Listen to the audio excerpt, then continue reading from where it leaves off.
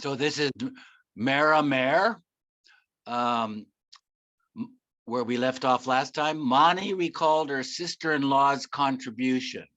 Big Khorshed did a lot of work in Nasik. Franny bought rough cloth, which we used for lengas, which are loose pajama-like pants worn under a dress as an undergarment. Franny cut the long bolts of cloth and Big Khorshed sewed them. She worked hard for hours, not on a pedal machine, but on an old-fashioned hand-operated one. There was no table or chair. She operated it sitting on a low pat or patla, which is a stool. Baba too often wore lengas instead of boxer shorts in the early days. Meanwhile, on 15 November 1930, Baba had gone into seclusion in Meherabad in a cave especially dug for him in the side of the hill. Baba gave a prayer of the names of God, Hari, Paramatma, Allah, Ahura Mazda, Yezdan, Hu, that he ordered to be sung along with his arti each evening at sunset until he ended his seclusion. At Meherabad, he also gave his first interview to a Western journalist, Paul Brunton, who stayed in one of the water tank rooms. I shall change the history of the whole world. As Jesus came to impart spirituality to a materialistic age, so I have come to impart a spiritual push to present day mankind. There is always a fixed time for such divine workings, and when the hour is ripe, I shall reveal my true nature to the entire world. On 4 January 1931, Baba became annoyed with the Mandali over their indifference to him and prophesied, a day will come when you, one and all, will break your heads and shed tears of blood and repent to the heavens for your indifference. The same thing happens with every avatar. He remains unknown in his lifetime, but after he gives up his body, the whole world weeps in repentance for the great loss they have to sustain. Your time of weeping will also come. He returned to Nasik 5 days later and warned the women also to be vigilant towards his wishes, explaining to Mehera, Naja, and Small Khorshed that he took so much trouble to keep them near him because he loved them. He then asked both Sunamasi and Gulmai if they would look after Mehera always, since she was his Radha. Gulmai said it would not be possible due to her family obligations, but Sunamasi agreed. Baba's 37th birthday was celebrated in Nasik with a huge feast, garlanding, and a new robe for Baba, all provided by Amina Jaffer. But he had to pacify his mothers, Shireen Mai and Gulmai, who both wanted the honor of garlanding him first.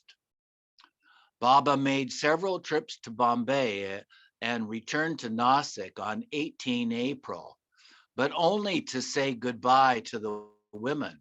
He was secretly planning to leave for Persia again and would not return for 3 months. When Baba did return, he called the women to Pimplegaon Baswant, near Nasik, on 27 July. So this is 1931, I believe. Correct me if I'm wrong. I'm not sure. Uh, the women traveled there by bus. Well, he just had his 37th birthday, so Oh, okay. I think that makes it Yeah. 1931. It was a beautiful place with lots of trees and forest, Mara recalled. We were happy. We were happy to have a bus ride, a change from our secluded daily routine. We got dressed in good saris, excited about having Baba's darshan. Unshaven and his clothes in rags, Baba looked tired and disheveled from the Persian journey. Baba was at the dock bungalow. There wasn't much furniture, just just a carpet on the floor where Baba was seated. There were many of us, Gulmai, Sunamasi, Small Korshad, Naja, Franey, and my mother. Baba told us he would be going to the west now. Parentheses, information he did not share with the men, end parentheses, and that we should keep happy, do our work, take care of our health, and so on. Small talk. We were a bit sad when we heard that Baba was going to the West, but we weren't weeping. It was for his work. He had given us the habit of his being away from us for long periods of time. We knew Baba had to be free to do his work. You have to give in to what Baba wants. We never had the slightest wish, desire, or thought of going to the West with him. There always used to be young men with him, his brothers, or a Prem Ashram boy. When we went 6 years later, in 1937, it was different. There was a group of women lovers all together. We knew Baba's work came first. We had to sacrifice our own happiness for Baba. What's the use of being with Baba if we don't? We knew we couldn't hold him down all the time to be with us. Baba also told the women, if you want to go home, you may. I have no money now. The time may come when you will have to go and earn your living. Maybe it will maybe I will come back from the West and maybe I won't. Maybe I will live elsewhere now. Many times Baba repeated to the women, if you want to go home, go. I am quite willing to let you leave. You can go and stay at your homes. Everyone refused to leave. Other times, Baba shooed them out, saying, I don't want any women staying with me. I don't need any women. Go to your homes. Or he said, if I don't have any money, I might go and live in the Himalayas and not see you for years. Then what will you do? If you stay, you have to obey my orders about not seeing men. But if you want to marry, also, I will arrange it. What do you want to do? Said Naja. Baba just wanted to test us. So many times he asked us, do you want to marry? I will settle things for you. My life is like this, ever changing. So how will you be able to stick to me for your whole life? Again and again in the early years, Baba made the women Mandali, like the men, confront and reconfirm their decision to stay with him. Before he left for the West, Baba instructed Mehera to see what warm clothes he had and to give them to Sunamasi to give to the Mandali for his trip. Baba also gave her a 1.5 page typed article by Swami Vivekananda on Nirvikalpa Samadhi, parentheses, God realization. Read the article every day while I am away, he instructed, and Mehera did, finding it inspiring. Baba commented, Vivekananda was God realized just before he dropped his body. Just before he dropped his body, he was God realized. He saw God in his body as a God realized one sees him. He enjoyed that state for half to 1 hour before he dropped his body. Sidebar says, when Baba returned from the West, Mehera showed him Vivekananda's article and said that she had read it as instructed every day. She had even memorized half of it. Mehera asked whether she should keep it. Baba took the pages and did not give them back. Years later, she regretted not having kept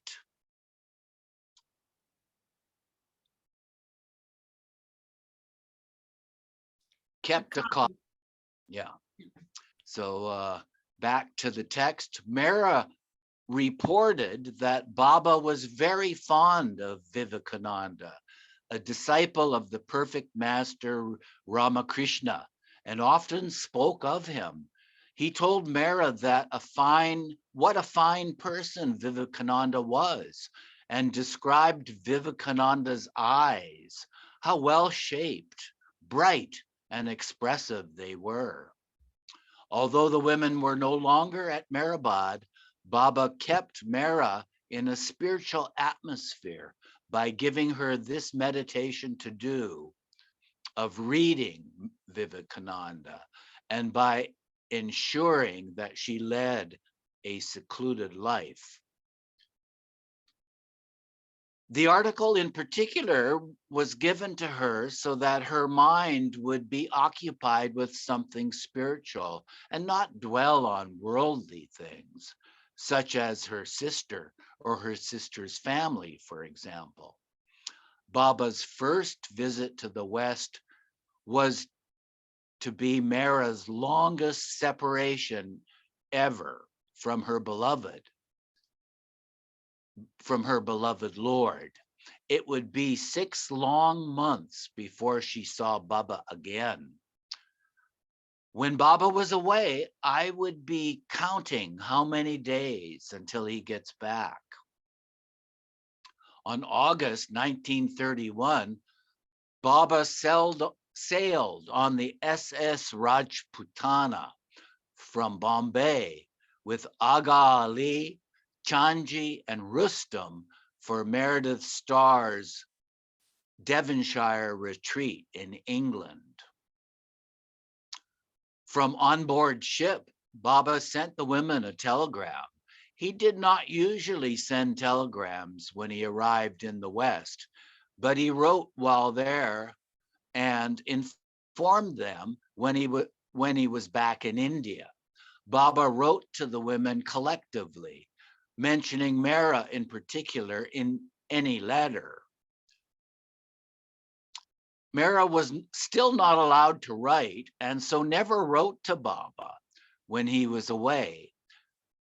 But as Mirabai has written, when other women's sweethearts live in foreign lands, they write letter after letter, but my beloved lives in my heart. So I sing happily day and night. And the sidebar says, see Mrs. Lajwanta Madan quotes Mirabai in Women Saints, East and West, edited by Swami Gananda and Sir John Stuart Wallace, Hollywood, California, Vedanta Press, et cetera, et cetera. With Baba gone, the men Mandali and Nasik were in a depressed mood, living on meager rations and working at the Circle Cinema. But the women kept themselves occupied by preparing skits to present upon Baba's return. In the evenings, they did embroidery work, and sometimes small Khorshed sang bhajans. Walu cleaned their vessels, but the other household work the women did themselves. In October, Baba sent Mehera and the other women a package of the Imay Imai. Imai.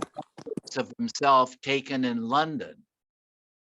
We were quite excited about it, Mehera remembered, although she disliked one of the photographs in which Baba is frowning, observing, quote, "He doesn't look at all in a nice mood," end quote. Sidebar says, after Baba dropped his body, Mehera instructed that only Baba's quote unquote beautiful photographs be reproduced. So this particular Imay portrait and others in which Baba is not smiling were not printed much. Mehera mounted 3 of these 1931 portraits together, traced a design around them, and over the design stitched silver embroidery. When she was finished, the entire composition was framed in glass. At another time, she did a design in silver around one of Baba's photos, which was then framed. The women had a device popular at the time that printed an image on a piece of special paper when placed under glass and exposed to the sun. Mehera did one of these of Baba as well. Please continue, one of you girls, please. You want You to want me to go? I can hear you. You want to pick up, Rosalie? Yeah, I'll pick up. While Baba was away, Mehera also made a miniature crown, garland, and jewelry just for fun that she glued on Baba's photo, like Lord Krishna. She did not remember showing it to Baba in particular, but since it was mounted later on the wall, he no doubt saw it for himself. And the sidebar says, although Mehera did not like stitching, that is regular sewing, she did enjoy doing needlework, such as embroidery and other handicrafts. Over the years, she made many exquisite things for Baba and to give as gifts. Some of these items are now preserved in Mehera's bedroom at Upper Meherabad. After Baba had been gone for a while, Bagu, one of their servants, told Mehera, Baba is not going to return now. He told us he would return after a month, and it's nearly 2 months since he has been gone. Baba has given away all his love to the Westerners. He has forgotten us. What rubbish, Mehera chided.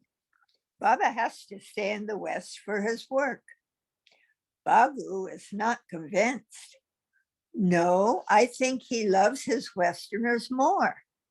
That's why he doesn't feel like coming back to India. He is giving away all his love there. Nothing will be left for us. Mehera laughed and said, I must tell this to Baba when he returns. When Baba did come, Mehera told him what Bagu had said, and Baba too was amused. Before going to the West in 1932, Baba had taken the women to see a film at the Circle Cinema entitled Indra Sabha, Court of Heaven. I need more words, Tina. Which, Sorry, there's a pop-up here blocking my view. okay, which had European girls portraying angels in elaborate production numbers. Seated in court around a king on his throne, the angels sang in Hindi and danced Indian dances. The leading actress was a Muslim star with a lustrous voice. Baba allowed the women to see films at the Circle Cinema while he was gone. After he left, they went to see Indra Sabha several more times and carefully noted the dances. They purchased a songbook sold in the theater and learned them. Mehera picked a dance and practiced it as Khorshid sang one of the songs. They also saw a particularly funny comedy, a parody of the love story of Majnun and Layla, the Arabic Romeo and Juliet, with the same Muslim actress in the lead. Hello? Tina, it's Dorothy. How are you? Oh, sorry, Dorothy. Can I call you back? Yeah, sure. I'm still in Allen. I just wanted to let you know. Okay, thank you. I'll Okay, call you bye. later. Sorry. That's okay. They saw this movie, Majnun and Layla, several times too, so that they could remember the plot, and bought the songbook, learning some of the songs for this one also. They practiced every afternoon when they finished their regular work and afternoon tea. Big Khorshid had brought a trunk full of old costumes from her maternal uncle, Rustam Mama's film and theater days. In the trunk were velvet clothes and other items, out of which they made jackets for themselves. We used to do skits and plays for Baba and practice them when he was away. When Baba came back from the West, wait a minute. I lost my place with the. I haven't. When Baba came back from the West, we would have them ready, Mehera said, and added jokingly. Otherwise, Baba would be engrossed in the West all the time. We also wanted to entertain him, so we made him think about us too. The sidebar says, in 1917, Rustam Mama had been instrumental in finding Baba's job when he was, quotes, coming down as the manager of a touring theatrical company. Mani had fond memories of her holidays at the Brahmin's house in Nasik, where she once played music for Baba on a flat, hand-cranked gramophone. Many happy hours were spent in Mehera's company. And there were excursions too. In the garden was a large tree with a platform seat built high off the ground. And she and Mehera climbed the tree and told stories. Mani said, there was a basket and a rope. I told Naja that when I rang a bell, she must come out and put 2 chapatis in the basket, which I then pulled up. Mehera and I would sit munching the chapatis and tell stories. It was here that Mehera told me the story of a film I had missed at Circle Cinema called Ramona with Dolores Del Rio, a touching love story of the heart. It was a talking film, as Mehera sang the song from it too. The sidebar says Ramona was remade in 1936 with Loretta Young. In Nashik, Mehra also saw the 1929 film Love Parade, starring Maurice Chevalier and Lillian Roth, and another one with Mary Pickford. Mani continued, in those days, even an English film would be given an Indian title for the sake of advertisement. A person was hired to walk on the road wearing a placard over his shoulders, advertising the arrival of a new film. A band preceded him. We would run to the window and see what film was going by. And here's a picture of somebody, Baba's father, Yeah. Sherry Archie. Jerry Archie. Yeah, and somebody's sister, Khatija's sister. I don't know who Khatija is. I don't either. Yeah, but that's a big picture. A lot of people. Yeah, it's hard to read. Yeah. Sideways. Yeah, it's hard to read sideways. Yeah. Yeah, So, this is better. And yeah. this is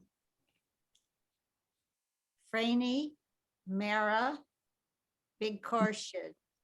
Yeah. And Mehra is dressed as Majnun, who was in love with Layla. Yeah. Okay. Do you want to continue or you want me to? I'll continue a little bit. Yeah. Okay. After visiting Europe and America, Meher Baba returned to Nashik on 18 January 1932, bearing assorted gifts for Mehra and the others. Mani received 2 dresses with frills. In the larger room in their quarters, the younger women performed a skit based on the comedy they had seen about Majnun and Layla. A bedding was placed on the floor for Baba.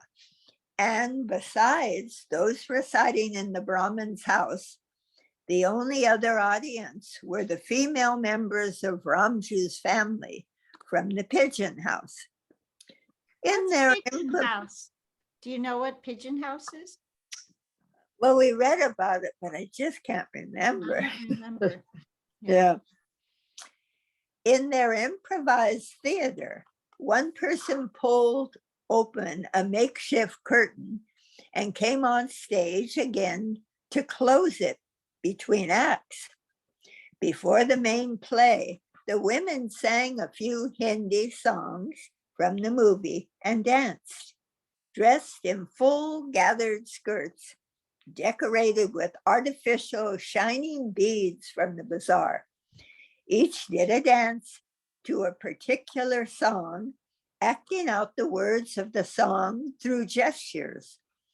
Naja's song, for example, was, "The sky overhead is filled with clouds.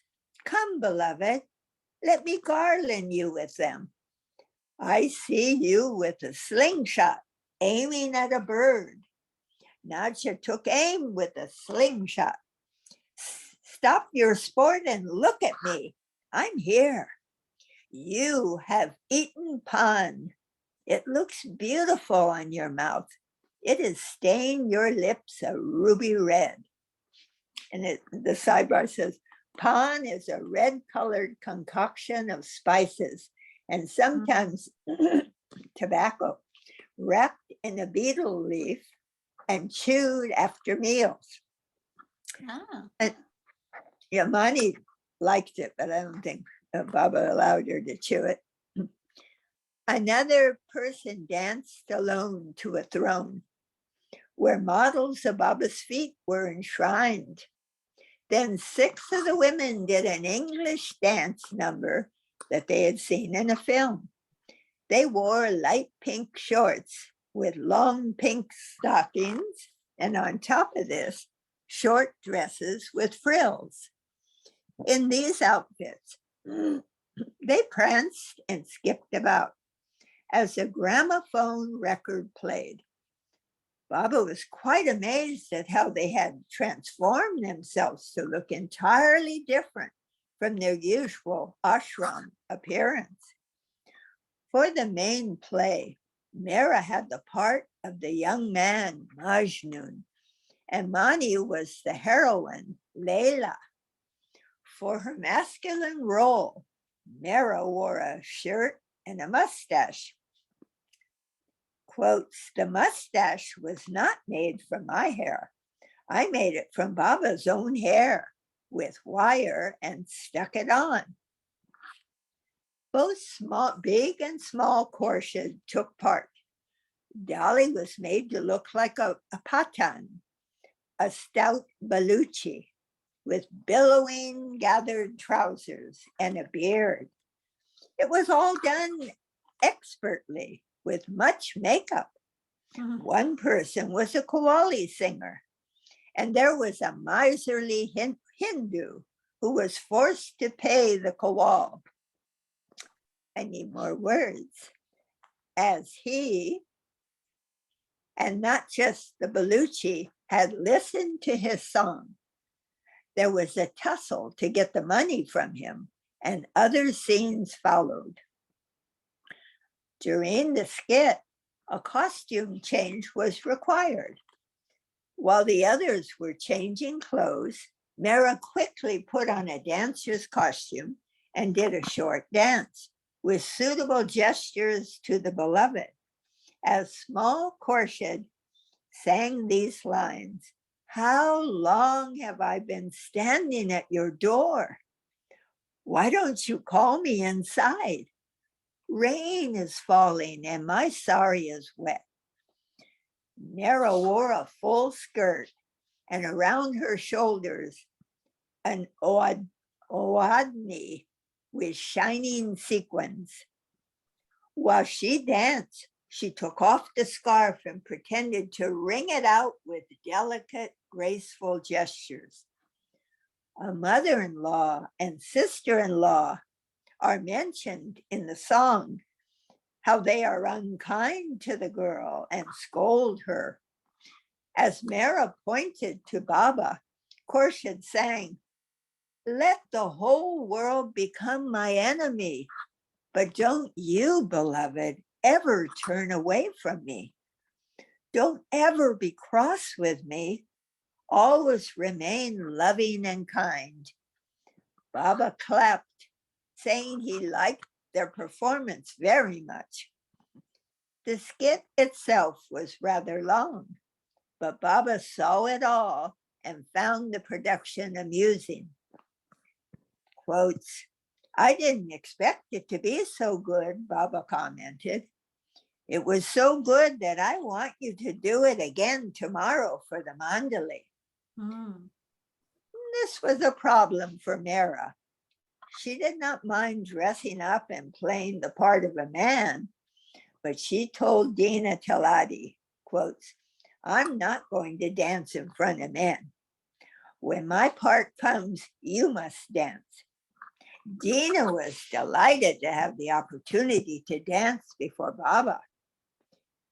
She did it in my place, but she overacted a bit, Mehera noted. As it turned out, Mehera's appearance in the play was the last time the Mandali ever saw her for 36 years. Wow. She did not greet them again until Baba ordered her to do so in 1968 in Merazad. Mehera was now placed under strict orders not to see men or even photographs of them. For example, when Baba showed the Eastern women a group photograph of some of the Westerners, 2 people had been cut out of the picture. These were men. Before the photo could be shown to Mehera, Baba had instructed someone to cut them out. And the sidebar says, Mehera's strict seclusion is also one of the reasons for the dearth of photographs of her from these early years. Another reason is that those who would later take photos of her, Mani, Rano, Elizabeth, and Hetty, had not yet joined the ashram. Mehera enjoyed hearing about the Western gopis and of their love for Baba, who described each to her, along with their admirable qualities. For instance, in the English group called Kimco, there was Kitty, Davy, a selfless worker for me, seeing only to my happiness. Kim Tolhurst has deep-rooted love and the resolve of sacrifice. Delia de Leon, the silent and faithful, and Anita Bayard has longing to be with me all the time and the resolve of self-surrenderance. Baba also mentioned Margaret Kraft, Minta Toledano, Norina Machiavelli, and Elizabeth Patterson. Bobby informed the women that the Westerners had pointed out that if he trimmed his mustache, he would be able to move about more inconspicuously amongst the crowds. He asked the women their opinion. Who agrees with them? Who wants me to trim my mustache and who doesn't? Put up your hands. You Many want me were, to take over? I'll just finish the mustache thing. Many were present and most voted for his mustache to be trimmed. Mehera voted for it to stay the way it was. Baba asked her why, and she explained, I prefer it long, Baba. I first saw you like this with a full mustache. I remember those days and how handsome you looked. I am so used to seeing you this way. Oh, that's sweet. Yeah. Baba smiled, but said that the majority ruled, and besides, it was no longer on vogue to wear such a long mustache. The fashion has changed, he observed. I have to go to the West again, so it's better to trim it. In the West, if you don't trim your mustache, they stare at you and wonder who you are. It's more conspicuous and attracts attention and curiosity, which I wish to avoid. Said Mehera, Baba did not want to draw looks in the West. Even the avatar is sensitive to fashion. Okay. But for his women mandali, fashion came secondary. For instance, Baba visited Nasik off and on during the next 2 months, and several evenings he took the women to see films at the Circle Cinema. The women wore nicer saris and tried to look their best, but with the white cloth tied on their heads, they still appeared odd. Baba entered the theater only when the main feature started. He did not like to sit through the newsreels, shorts, and trailers then. He sat toward the front, and the women sat separately in the back as Rustam and a few others were usually present. Films that they saw together, this is a sidebar, were at this time include Shirin Farhad, Layla Majju, both of which they saw twice for the Qawwali songs, especially liking those in Layla Majju.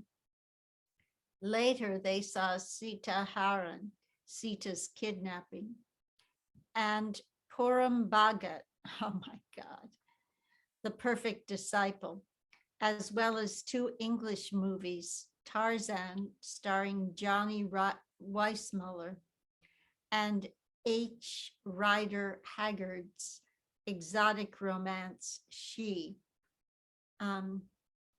So let's see, where did I leave off? I can't remember where I left off. So, but for the women Mandali, but for his women Mandali, fashion came secondary. Baba, for instance, Baba often visited not. I'll get it. For instance, Baba visited Nasik on and off during the next 2 months, and several evenings he took the women. Oh, we saw that. Okay. So once when they went to the pictures, a group of village women came to see the cinema for the first time. The villagers entered the theater before the picture and sat down, facing the women Mandali instead of the screen. Turn around, Khorshid told them. There's the cinema. Confused, the illiterate woman replied, but there's nothing there, only a blank screen. Baba was to return to the West, and this time he wished to take a young Indian woman follower with him. Many candidates were brought and rejected. Baba then said he would consider taking a chaste girl with love and devotion, who has a pure heart. Rusi's daughter, Katie, was invited for an interview, but her mother did not send her. Vishnu brought his cousin, Indu Haldankar, and Baba approved of her. However, prior to this trip, Indu was injured in a fall and had to stay behind. So Baba took an Anglo-Indian girl, Eileen Nettleton, found by Adi Jr. Baba remarked later that she was not suitable either, but she was taken as far as Paris anyway before returning home. Indu and her sister Sushila, oh my God, Diaruka, stayed in Nasik with the women for several weeks. There was much work then, and one of the reasons Baba allowed them to stay was to help the women, but Indu proved indolent. She slept late in the morning, and even after breakfast, she often went back to bed. Indu was married and had to work hard at home, looking after her husband and children. So in Nasik, she wanted to relax and never expended much energy, much effort to help. Sushila was a Brahmin and was accustomed to having her food cooked in ghee. Baba told Nadja to give her this and whatever else she wanted. Baba was taking pains to draw her close. Though Sushila was told she could stay in Nasik with the women, she preferred to continue her studies and pursue a career.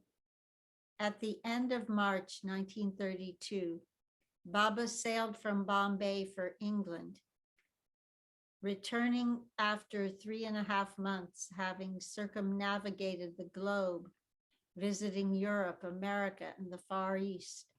Letters, telegrams, and occasionally photographs were sent to the women's group in Nasik to keep them informed of his activities. Again, these were never sent in Mehera's name, but always to Frani or Rustam, with messages inside for Mehera. When photographs came of Baba and Tallulah Bankhead taken in Hollywood, Mehera did not like it. I always looked through a magnifying glass at Baba's photos to see all the details, she explained. She was miffed by the photos and told the others, the Mandali have been so busy they forgot to trim Baba's mustache. It's grown too long, and it makes Baba look older. When Baba was to return to India, he sent a cable telling the women that he would be landing in Bombay and sailing for Italy the next day. There was not sufficient time to come to Nasik, so he instructed the women to meet him in Bombay. Accompanied by Rustam, Frani, and Masaji, the women traveled to Bombay by train on 15th July, where they stayed with Baba at Rustam Bagh, the Dadi Chanji's home. It was evening by the time they arrived, and Baba arrived at midnight. But the next morning they saw him too. Mehera said, I guess this is quoting Mehera, I remember once when beloved returned from the West, he wore a white summer suit and looked very smart and handsome. He looked like the captain of a ship in those days. He had an abundance of lovely, soft brown hair, which he wore loose around his fair neck. There's going to be a picture, but we're not up to it yet. Let's see. It was evening by the time they arrived. Baba arrived at midnight, but the next morning they saw him too. I have to go out for some work, Baba told them. Where would you like to go when I get back? Nargis Dadachanji, 12, suggested a zoo within walking distance. Baba approved. Later, the women went there with Baba and Nargis, while her sister Anavars, 14, stayed home and helped their mother cook. Baba described his recent trip to the women, telling them about Tallulah Bankhead, Mary Pickford, and other celebrities he'd met in Hollywood, such as Marie Dressler, who wanted to dance to amuse him. There's supposed to be some kind of sidebar. After returning from a subsequent trip to Hollywood, Baba mentioned Greta Garbo, explaining she had been a yogi in a previous life who had died suddenly and missed her chance for spiritual advancement. Though Baba wished to contact her, it was not her destiny to come to me, he stated. She had something she wanted to ask me, but sent her message through Mercedes DaCosta, a close friend. Mercedes carried my reply to her. On 15th November 1935, Baba cabled Mercedes, my love and blessing will enable Garbo to see her life as beautiful, pure, divine, everlasting. Mercedes DaCosta was a Cuban-American socialite and screenwriter who met Baba in Hollywood. She was friends with Marlene Dietrich, Isadora Duncan, Pablo Picasso, Auguste Rodin, Igor Stravinsky, among others in show business and the arts. Okay, I'll just finish up this page. He mentioned how picturesque Hawaii was and how lovely the palm trees were. He described the attractive native girls and the friendly Hawaiians who welcomed their steamer and greeted them on the dock with music, flowers, and leis. Baba also told them how, when he was in China and wanted a soda, he had made the sign for popping a marble out of a soda bottle. And the Mandali tried to ask someone for directions to a restaurant where such a drink could be had, but instead The Chinamen thought they were a group of men seeking prostitutes and took them to a lavishly decorated brothel. That's a good one for the humor section. Eugene, you want to take over?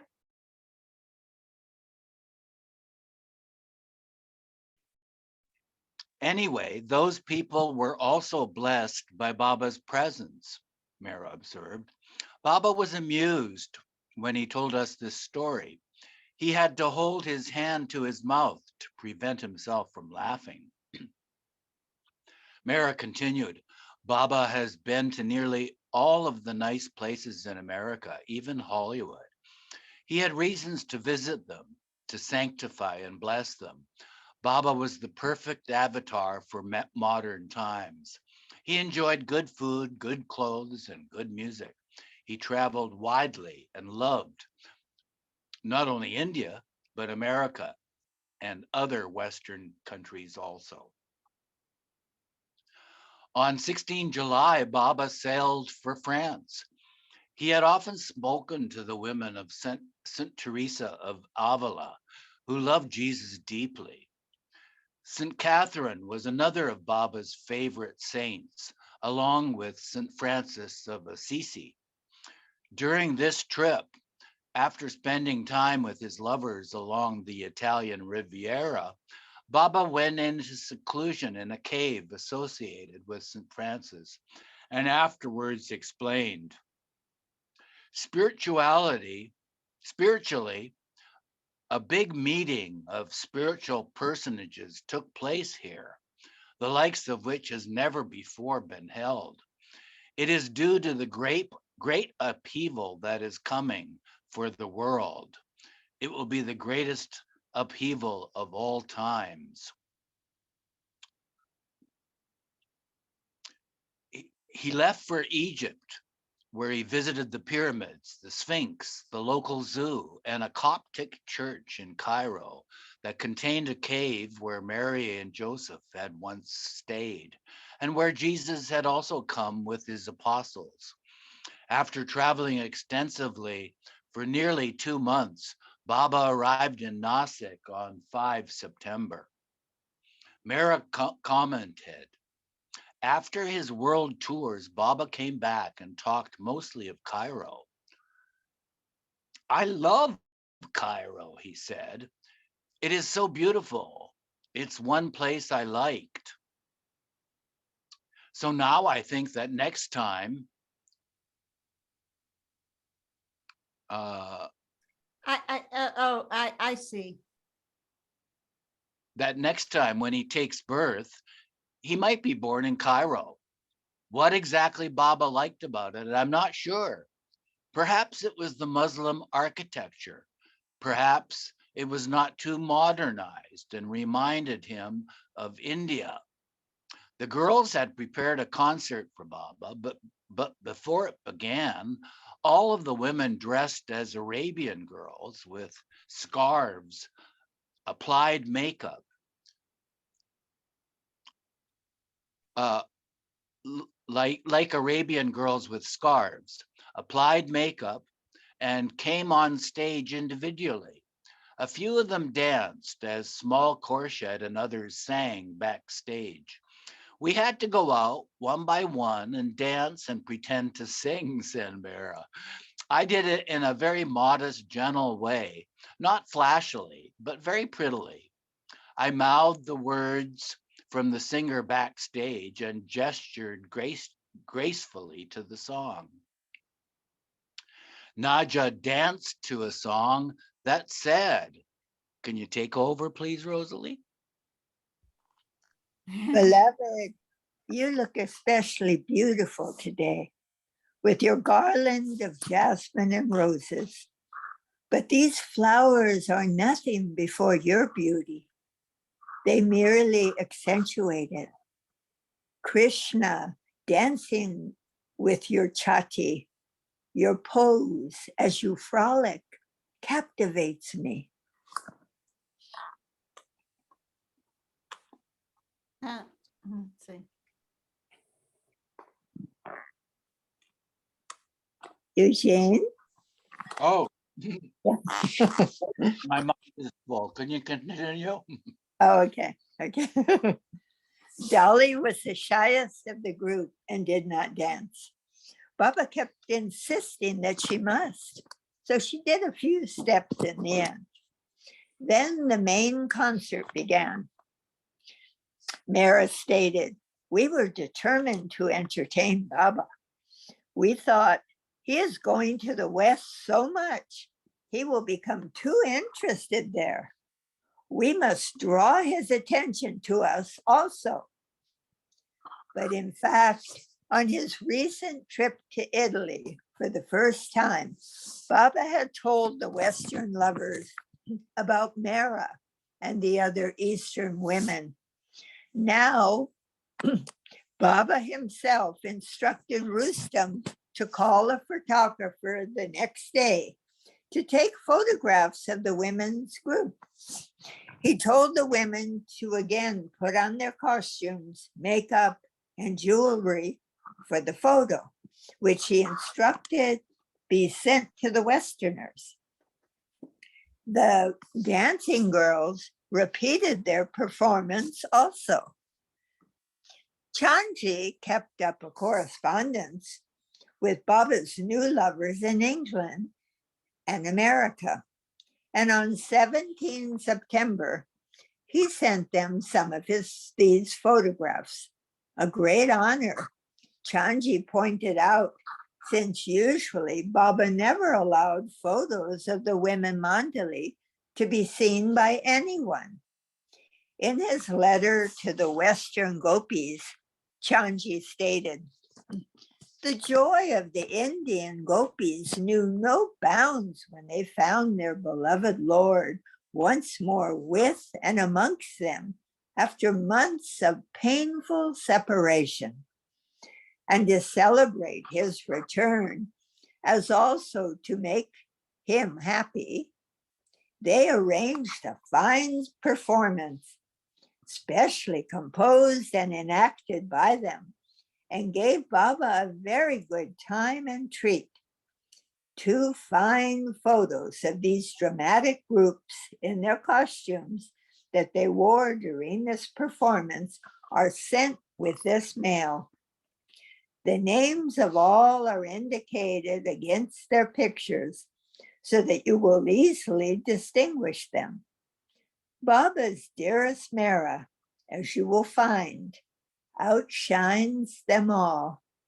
In spite of the hollows in her cheeks and general weakness due to her neglect of food during the separation period, her love is so silent and deep that she actually lost her natural beauty for months during this separation.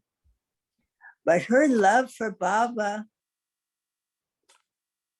outlives every other consideration and outshines all neglect and delicacy of health. Mani, Baba's sweet and loving sister, looks really beautiful, but in one of the photos in the group of 3, she seems to have moved a bit and hence is hazy and not clear. Gomai, Baba's spiritual mother, is indeed the divine Madonna, and she really looks it. In the photograph of the big group, the ladies in the front row and sitting are elders, while those at the back and standing are the younger gopis, the modern girl lovers of the modern Krishna in India. How sweet and loving they all look, each face shining with the radiance of love that the flower and lover of humanity inspired. I am sure you will all feel happy at the thought that while you suffer separation, they enjoy his company and are supremely happy in his august presence among them. Their loving letter for you and dear sweet gopis of England and of Baba in England is mailed this week, and trust the new faces will bring with them all the love that they can and want for you. Their dearest sisters in faith on the other side, and live in your memories forever and forever for this love they all have for Baba, the ideal and idol of your hearts. Is this a good place to stop, you think, Tina? It's Oh, 3. let's finish the page. Okay. After 1932, Baba stopped Mehera, Nasha, and small Khorshid from going to the movies. But Mani, when she was there, and her sister-in-law, more words, yeah, Big Khorshid, were still permitted to go to the movies. After seeing one, they told the women the story and sang songs, some of the songs, to be worked up into skits.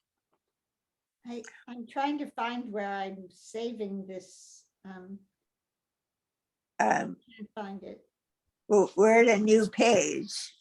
Yeah, I know. I'm Yeah, trying to find where I wrote the other one. okay. I'll try just continue. No, we have to stop now because Okay. it's after 3, but Okay. I just don't know where I could put that.